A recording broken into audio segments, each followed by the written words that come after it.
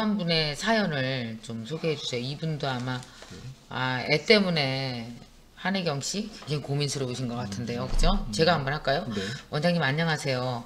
연년생 고딩을 둔 광주의 세 아이 엄마입니다. 고등학생이 둘이에요. 올해 수능을 치르는 큰딸 아이와 고2 아들, 또 이 중학교 2학년 되는 막내딸까지 있습니다. 제 고민 좀 들어주세요. 고2 아들 녀석이 사춘기가 시작되면서 말이 없어지더니 드디어 급기야는 엄마, 아빠 이렇게 부르는 것을 잊어버렸나 봅니다. 네. 몇 년째 우리를 엄마, 아빠라고 부르질 않아요. 시간이 지나면 불러주겠지 기다리면서도 어떤 땐 저에게 엄마라고 불러주지 않는 것이 너무 야속합니다. 그래서 아들에게 푸념을 해봤지만 여전히 아들 녀석은 어떤 반응도 없습니다. 도대체 우리 아들은 왜 엄마라는 말을 잃어버린 걸까요? 왜 그럴까요 도대체? 근데 이거는 너무 어렵죠. 아니 약간 돈 필요하면 엄마라고 하지 않을까? 그러면 돈 주지 마 그럼. 되게 애들이 돈 안 주는 거 제일 무서워해요. 그럼 엄마라고 부를 때까지 돈 안 주지 이렇게 하면 되지 않을까요? 그런 문제가 아닌 것 같은데요. 네. 아니야 저기 애들이 네. 애들이 돈 달랄 때는 되게 알랑떨고 엄마 이러는데 아유. 그런데 이거 정 반대되는 케이스도 있어요. 이제 어떻게 해요? 얘가 사춘기 넘어서 막 고등학생이 돼가지고 수염이 막 덥수룩하고 막 목소리도 굵은데 엄마한테 자꾸 엄마 사랑해. 그것도 약간 좀 그런데 다른 여자를 네. 사랑해야 되는 나이에 네. 자꾸 엄마를 사랑한다 그러면 흉측하지. 그렇죠. 그것도 무섭다. 그 모습이 그렇게 싹 사랑스럽지가 않은데 무섭네. 자꾸 귀여움을 떨고 이러면 무섭네. 내가 커서 뭐가 되려나 자꾸 이런 생각을 하게 되는 거죠. 예. 그런데 이 얘기 들으면서 네. 약간 좀 호칭이라는 게 되게 불공평하다는 생각이 들더라고요. 그러니까 우리는 아이들을 부를 수 있는 호칭이 너무 많아요. 뭐 아들이라고도 할 수 있고 딸이라고도 할 수 있고 이름을 부를 수도 있고 애칭을 부를 수도 있고 야 너 이렇게 부를 강아지 수도 있고. 강아지. 예. 우리는 근데 강아지라고 하는데. 아이들이 부모를 부르는 호칭은 딱 네 가지밖에 없습니다. 뭐? 엄마, 어머니, 아빠, 아버지. 그치. 이거 아니면 뭐 야 너 이렇게 할 수 없잖아요. 그러니까 뭔가 우리 없을 때 아마 돼지 다 할 거야. 이렇게 공식적으로. 카톡으로.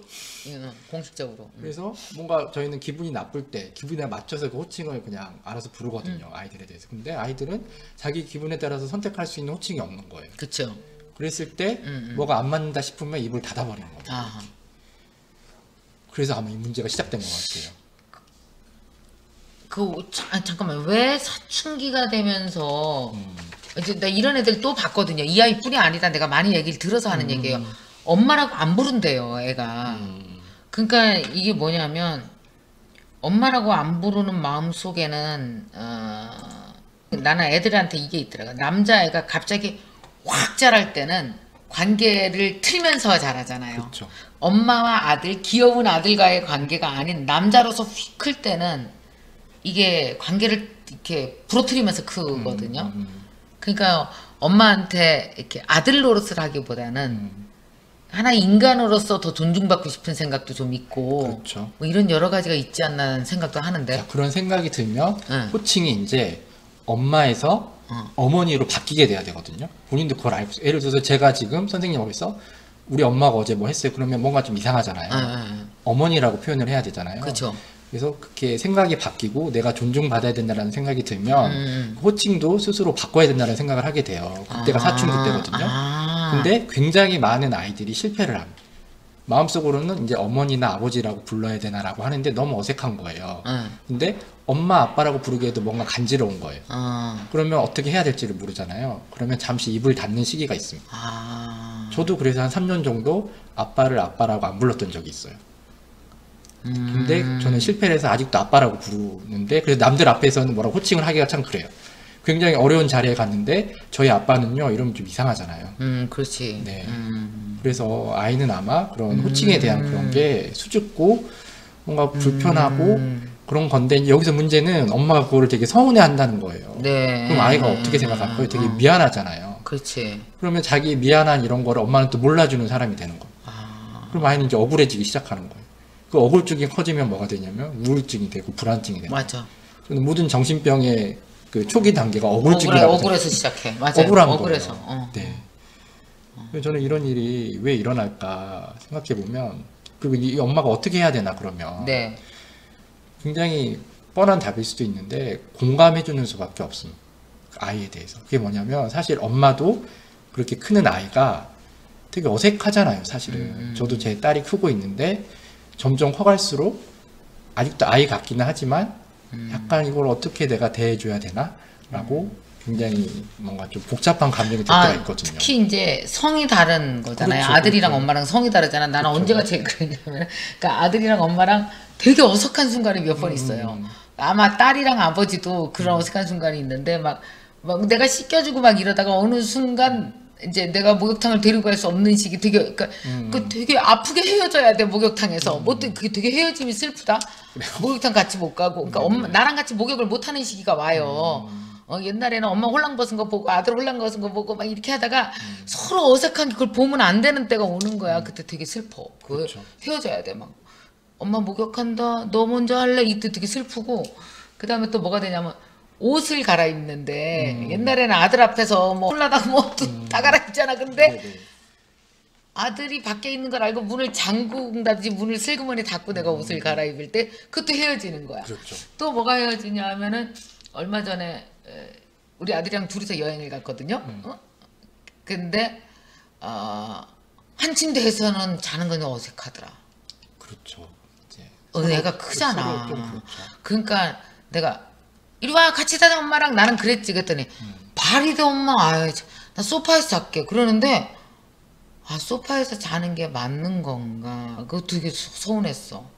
자꾸 헤어지는 경험을 하더라. 그러다가 이제 밥 먹을 때 내 옆에 앉다가 이제 웬 여자 데리고 오면은 완전히 헤어지는 거죠. 끝난 게 완전히 헤어지는 게. 그렇게 헤어질수록 호칭하는 단어가 점점 길어지기 시작합니다.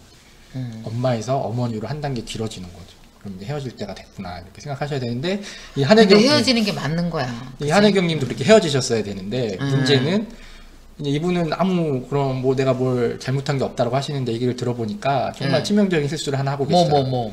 아이가 고2인데 남자아이인데 헤어지기 싫고 친밀해지고 싶으니까 그렇지. 아침에 일어나기 전에 문을 열고 들어갔대요. 깨우기 위해서. 그리고 아이에게 모닝 키스를 해요. 한번 가볍게. 그리고 아이를 꼭 안아주고 사랑한다라고 하는 겁니다. 이렇게 모닝키스 하면서 사랑해 우리 아들 이런. 그렇게 하는 거죠. 그게 애가 떨리겠다 무섭겠다. 애가 무슨 나이트메어요. 그걸 떠나서 고등학교 2학년 아이의 아침에 무슨 일이 일어나갔을지 몰라요. 그 신체적인 부분이나 아니면 그 어떤 여러 가지 것들이 고등학교 2학년이면 남자로서도 다 큰 거요. 그럼요. 그러니까 굉장히 거기로 문을 벌컥 열고 들어가서 사랑해 뽀뽀를 하고. 그러니까 근데 이제 아이가 그거를 싫다고 하면 엄마가 이제 그렇고 그러니까 자기도 그게 싫은지 좋은지를 모르는 것 같아요. 서로. 그러니까 일단 이제 호칭부터 관계가 이렇게 정리가 되는 거죠. 아이는 뭐라고 해야 되나. 그래서 애가 엄마하고 재롱 피우는 저기 아들로 있기 싫구나. 그런 자기 마음을 안 부르는 것으로 표현하고 있구나. 그럼요. 그렇죠. 그 굉장히 이상한 거잖아요. 만약 제가 고2 딸이 있는데 아침에 일어나서 문을 벌컥 열고 들어가가지고 완전 이제 구속되잖아요. 좀. 그러니까 좀 그런 것 같아요. 그래서 어쨌든 공감을 해줘야 된다라는 건 무슨 얘기냐면 엄마도 너처럼 그렇게 어색한 면이 있다라는 걸 보여줘야 됩니다. 근데 이제 정말 안타까운 게 우리는 공감의 교육을 어렸을 때만 해요. 그러니까 초등학교 가기 전에 뭐 같이 동물원 가면 같이 사자 보고 놀라고 같이 뱀 보고 놀라고 울면 같이 울고 뱀이네 야옹이네 뭐 이런 거 하고 그게 바로 공감의 교육이거든요. 근데 학교에 들어가면 공감의 교육이 없어지고 서열식 교육으로 바뀌게 됩니다. 서열식 교육이 굉장히 긍정적인 면이 있어요. 굉장히 이렇게 여러 가지 것들을 발전시키고 사람의 능력을 끌어올리고 그런데 12년 동안 그런 서열식 교육을 받다 보면 사람의 마음이 약간 이상하게 됩니다. 그걸 우리 이제 조상들은 그걸 한 말로 표현한 단어가 있어요. 뭐요? 자, 이 글자 아시죠? 악이네 악. 네, 악자입니다. 근데 우린 이걸 악자라고만 알고 있지만 이 한자를 파자하면 파자하면 제일 위에 마음 심자 위에 있는 이 글이 버금아자라는 글자. 맞아요. 버금이라는 건 내가 첫째가 아니라 둘째가 된다는 뜻입니다. 그렇지. 그러니까 내가 누군가 경쟁했을 때 그에게 지는 상황, 내가 뭔가를 얻으려고 했을 때 밀려나서 얻지 못하는 상황, 그 상황의 마음이 바로 악이에요. 그러니까 우리가 생각하는 악이라는 게 굉장히 철학적이고 도덕적으로 복잡하게 설명할 수도 있지만 그 마음이 어떤 건지 알잖아요. 그렇지. 그래서 나보다 못한 사람을 되게 무시하고 깔보게 되고 나보다 잘하는 사람을 시기하고 질투하게 되고 그게 악자구나. 그 마음을 바로 악이라고 하는 겁니다. 우리는 12년 동안 이 악심을 키우는 훈련을 끊임없이 받아요. 그러면 집에서는 그거에 반대되는, 아까 제가 그런 감정의 균형에 대해서 얘기를 했잖아요. 그런 공감의 교육을 받아야 되는데 집에서도 더 내몰죠. 더 잘해야 된다. 더 그런 마음을 가져야 된다. 근데 이런 서열식 교육, 악심을 키우는 교육을 받았을 때는 실체가 없는 감정에 대해서 내가 뭐라고 하기가 굉장히 힘들어집니다. 그러니까 좋아하는 것도 아니고 싫어하는 것도 아닌데 그 애매한 상태를 그건 어떻게 서열을 매길 수가 없잖아요. 그렇죠, 그렇죠. 그러니까 뭐라고 표현하기가 되게 힘든 거예요. 그래서 집에서만이라도 그 공감의 교육을 해야 되는데 우리는 대부분 아이를 가르칠 때 어떻게 가르치냐면 첫 번째로 윽박을 질러요. 너 이거 왜 안 했어? 그러다가 그게 안 먹히면 설득을 하기 시작합니다. 뭐 이렇게도 해보고 뭐 저렇게도 해보는 게 어떻겠니? 근데 그것도 안 먹히면 방치를 하더니 네 마음대로 해. 근데 저는 이게 괜찮은 방법이지만 순서를 바꿔야 된다고 생각을 하거든요. 첫 번째는 방치, 두 번째는 설득, 그리고 마지막은 윽박. 근데 이게 똑같은 단어인데 예를 들어서 방치랑 공감이 전혀 다른 얘기 같잖아요. 그쵸. 근데 거울처럼 그 사람을 비춰준다는 의미에서 똑같은 뜻이거든요. 근데 방치는 그렇게 거울처럼 비춰주면서 그 사람을 되게 비아냥거리고 차갑게 대하고 아무 희망이 없는 것처럼 대하면 그게 방치가 되는 거예요. 근데 그 사람을 거울처럼 비춰주면서 따뜻한 얘기를 해주고 굉장히 희망이 있다고 생각을 하고 잘 될 수 있을 거라고 다독여주면 공감이 되는 거예요. 처음에 공감을 해야 돼요. 그러면 그 아이가 엄마도 나랑 같은 생각을 가지고 있구나. 그러니까 이게 뭐냐면 아기 때는 우리가 공감하는 법을 잘 알아요. 그럼요. 쉽거든. 네네. 그러니까 예쁜 인형 만들었다 그러면 아이고 예쁜 인형 만들었네 어째 잘 만들 이걸 해요. 그러다가 사춘기는 되게 엄마들이요 남자도 그렇고 어떻게 공감해야 되는지 몰라. 갑자기 들어오자마자 에이씨 그러고 문을 확 쳐닫고 들어가는 거야 애가. 거기다 무슨 공감을 해 이런 싸가지 없는 놈이지 저거는 끌어내갖고 어디에 아버지 앞에서 문을 꽝 닫고 들어가냐고 이렇게 응징으로 들어가거든. 우리는 공감이 아니라 바로 응징으로 넘어가요. 그러니까 잘했다고 칭찬받거나 응징받거나 둘 중에 하나인 상황에서 애들이 있는 거거든. 그러니까 결국은 저런 새끼 저렇게 하게 내버려 이게 바로 방치로 넘어가요 또 우리가. 안 돼요. 근데 만약에 그 아이가 4살이라고 생각해 보세요. 유치원 어디 그 놀이방 갔다 왔는데 익 하면서 가방을 던져요. 그러면 어떻게 하실 건가요? 쫓아 들어가지. 저놈의 자식이 이렇게 안 하잖아요. 안 하지. 뭐 무슨 일 있었나 보다 애가. 그렇죠. 왜 그랬어? 그러고 나서 이제 뭐 얘기할 텐데, 그러니까 제가 요번에 느낀 게 하나가 있거든요. 뭐냐면 제일 좋은 사춘기 아이들의 공감은 뭔지 아세요?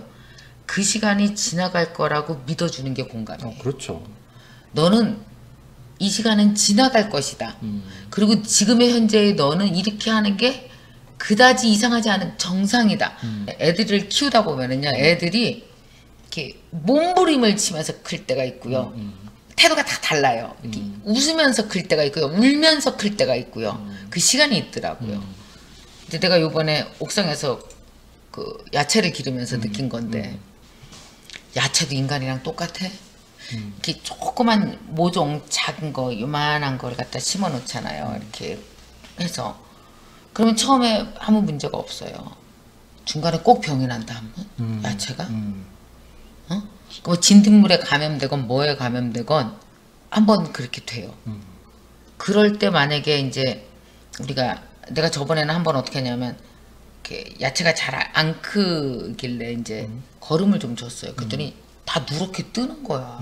오히려 너무 놀래갖고 왜 그러지?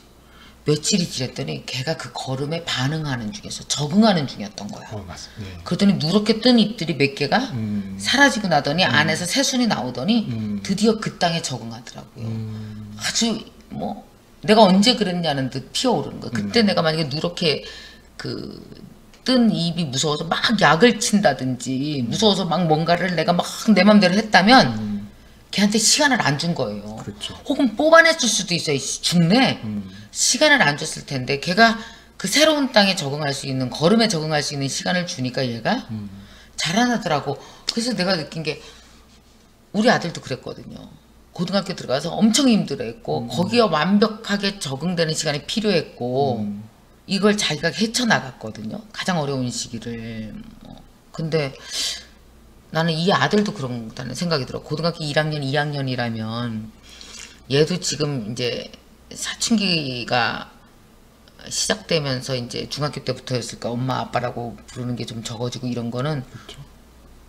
이게 지나갈 거라는 거죠. 그러니까 우리가 내가 애를 이제 키워보면서 애들한테 생기는 많은 문제가 원래 시간 지나면 다 지나가는 거였던 거야. 그게 다 크느라고 그랬던 걸 우리는 무서운 거지. 일주일만 지속돼도 무서워서 벌벌 떨거든요. 애가 큰일 나는 줄 알고. 근데 아무 일도 일어나지 않고 다 그러니까 뭐냐면 성장의 징후들로 그냥 지나갔던 것들이 너무 많았어요.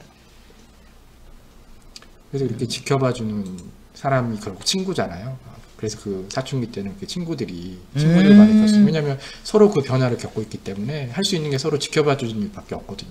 그래야 시간 잘 가지. 네. 떠들다 보면 2년 가고 3년 가고 그러다 보면 평생 친구 되고. 근데 우리 엄마들은 시간이 안 가. 너무 길어 1년이. 어떻게 이 새끼가 나한테 1년간 아무 말도 안 할 수가 있어. 죽을 것 같거든. 그렇죠. 네, 맞아요. 근데 우리 90년 산다 생각하면 걔한테 그 시간은 같이 그냥 밥 잘 먹고 그냥 이렇게 하면서 애가 지나갈 수 있게 해주면 참 중요한데. 아까 선생님 말씀하시기 뭐 공간과 방치가 되게 비슷한 것 같지만 그러나 실제로는 스스로의 모습을 보면서 거울처럼 투영해서 하는 건 공감이고 이렇게 좀 무시받는 것처럼 이렇게 그렇죠. 하는 거는 그러니까 거울 속에 내 모습을 보면서 얘는 고쳐야 돼. 얘는 이상해라고 하면 굉장히 나를 이렇게 이상하게 해석을 그렇지. 하면 그거는 나를 방치하는 게 되지만 거울을 보면서 비록 내 어떤 객관적인 외모와 상관없이 훨씬 나에게 어떤 피드백을 주고 희망을 주고 그런 공감이 되는 거죠. 그러니까 그것도 해석의 문제인 것 같아요. 맞아요. 네. 어떤 해석을 하느냐. 아까 선생님 말씀하신 그 진짜 그 애들을 진짜 악악하면서 키워요 우리가.